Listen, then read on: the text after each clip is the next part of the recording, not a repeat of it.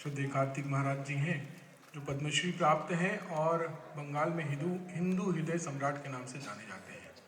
और इन्होंने कलकत्ता की भूमि में 7 लाख गीता पाठ एक साथ करवाया था, जो सोचना भी अपने आप में सिहरन पैदा कर देती है। ऐसे कार्तिक महाराज जी का नमन। हमारे पूर्णेंदु भैया है, और पूर्णेंदु भैया को पूरा छत्तीसगढ़ जानता है, पूरा मध्य प्रदेश जानता है।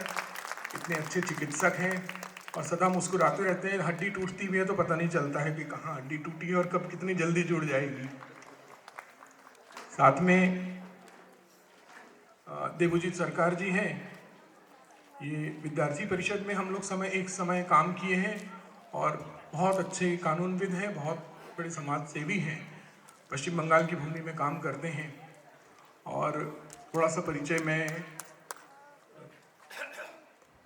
लक्ष्मी बाइन जी का देना चाहता हूँ। আমরা বিভাজন অনেকবার দেখেছি, আমরা বাঙালি, আমরা 3 বার বিভাজন দেখেছি। সেই বিভাজনের বিভীষিকার साक्षात मूर्ति लक्ष्मी बाइन दीदी। उस विभीषिका को जिन्होंने अपने ऊपर झेला है, जो अपने ऊपर सहा है और जो आज भी सह रही है कहीं ना कहीं हृदय के अंतर मन में, ऐसी लक्ष्मी बाइन दीदी हमारे साथ हैं माना से। प्रवीण शर्मा दादा हैं, जिन्होंने प्रमोशन छोड़ दिया समाज के काम के लिए। ऐसे प्रवीण दादा है हमारे साथ। तो सचमुच उनके लिए ताली की गड़गड़ाहट होनी चाहिए। और शिव रूपानंद जी स्वामी जी, जिनके प्रेरणा से हम रोज प्रेरित होकर इस कार्यक्रम को यहाँ तक पहुँचा पाए हैं, ऐसे शिव रूपानंद महाराज जी की भी एक बार। अब हम कार्यक्रम रायपुर में कर रहे हैं और बात बंगाल की कर रहे हैं, तो निश्चित रूप से ऐसे 2-3 जयकारे होने चाहिए जिसमें ये लगना चाहिए कि बंगाल तक गूंज पहुंचेगी। बोलिए भारत माता की, बोलिए भारत माता की, बोलो बोलो दुर्गा माई की, बोलो बोलो दुर्गा माई की। आप सबका भी नमन, आप सबका भी अभिनंदन। छत्तीसगढ़ के दूरस्थ कोनों से, चाहे वो चिरमिरी हो या जगदलपुर हो या कोंटा हो, बीजापुर हो, और समस्त जगहों से, आज समस्त जिलों से लोगों ने स्वस्फूर्त इस अभियान में अपनी भागीदारी देने के लिए और अपनी आवाज बुलंद करने के लिए आप छत्तीसगढ़ के रायपुर में आए। आप सबका भी हृदय से अभिनंदन करता हूं और नमन करता हूं उस बंगाली समाज का, जिस बंगाली समाज से जो आप चेहरे देख रहे हैं, जो समाप्त ही नहीं होती है, जो विवेकानंद जी से शुरू होती है और किस किस का नाम ले वहां तक हम पहुंच भी नहीं पाते हैं। मेरे पास बहुत अल्प समय है, इसलिए मैं अलग अलग करके आप सभी बहुत अच्छे से जानते हैं। हम इस मुहिम की शुरुआत और मुहिम के बारे में बताते हैं। इस मुहिम का एक लफ्ज है बांग्ला आमार। हम जब संस्थापक लोग बात कर रहे थे तो हमारे सुब्रत दादा है, उन्होंने बोला कि एक नारा जरूर लगाना, बांग्ला आमार, बंगाल हमारा है।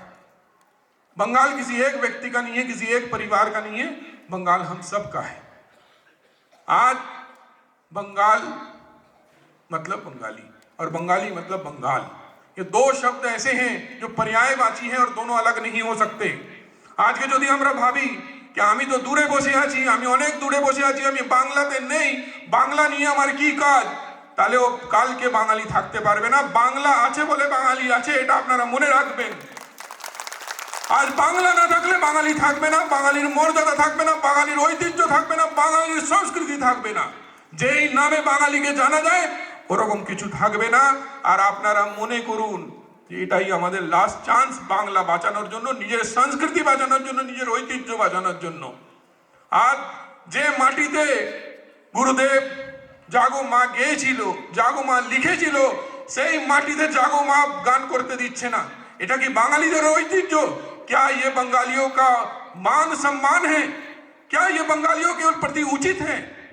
जरा सोचिए, जरा ध्यान से सोचिए, आखिर हमारे साथ क्या हो रहा है, क्यों ऐसा हो रहा है, कब तक होगा, कब तक सहेंगे?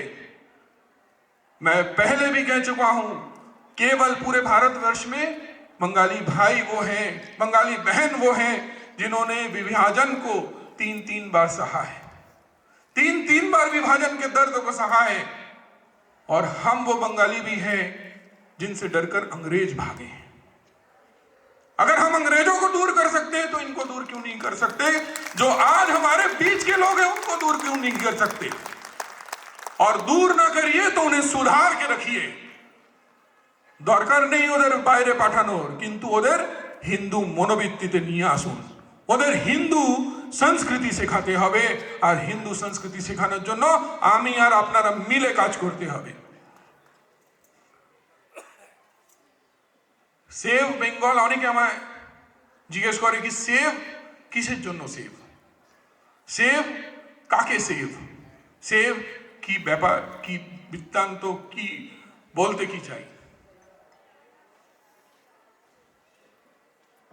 যেই মাটিতে মা দুর্গার বিসর্জনকে কার্নিভাল বলা হয় তাকে সেভ করবেন না তো কাকে সেভ করবেন? যে মাটিতে দুর্গাপুজোর বিসর্জনের জন্য কোর্টের পারমিশন লাগে তো তাকে সেভ করবেন না তো কাকে সেভ করবেন? আজ আমাদের মনে হয় कि আমরা রায়পুর থেকে কি করে নেব। 3.5 करोड़ बंगाली पूरे देश में है, पूरे देश में 3.5 करोड़ बंगाली हैं जो बंगाल में निवास नहीं करते लेकिन देश के कोने कोने में निवास करते हैं। अगर एक व्यक्ति ने एक फोन पर एक व्यक्ति को भी मना लिया तो निश्चित रूप से बंगाल में परिवर्तन की बयार बह जाएगी। हमें अपने फोन की ताकत नहीं पता, हमें अपना फेसबुक का ताकत नहीं पता, हमें अपना व्हाट्सएप की ताकत नहीं पता। आप कहीं भी रहें, आप बदलाव ला सकते हैं। नेताजी सुभाष बोस जर्मनी से आजाद हिंद भारत की नींव रख दिए थे, बंगाल से दूर बैठकर। रशिया से उन्होंने मदद ले आया था देश को बचाने के लिए, बर्मा में सेना खड़ा कर दिया था देश को बचाने के लिए। मतलब भौगोलिक परिस्थितियां आपको रोक सकती हैं, कॉमा लगा सकती है, लेकिन भौगोलिक परिस्थितियां आपके आगे फुल स्टॉप नहीं लगा सकती। इस बात को आपको मानना पड़ेगा।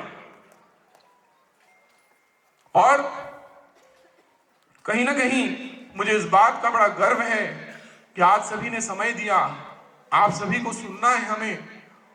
और इस छोटे से प्रस्ताव के साथ और एक छोटे से इंफॉर्मेशन के साथ मैं अपनी वाणी को विराम दूंगा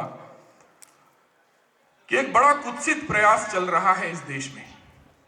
सारी राजनीतिक तुष्टीकरण को बचाने के लिए एक बड़ा कुत्सित प्रयास चल रहा है कि बांग्ला भाषी और बांग्लादेशी के भेद को मिटाना चाहते हैं।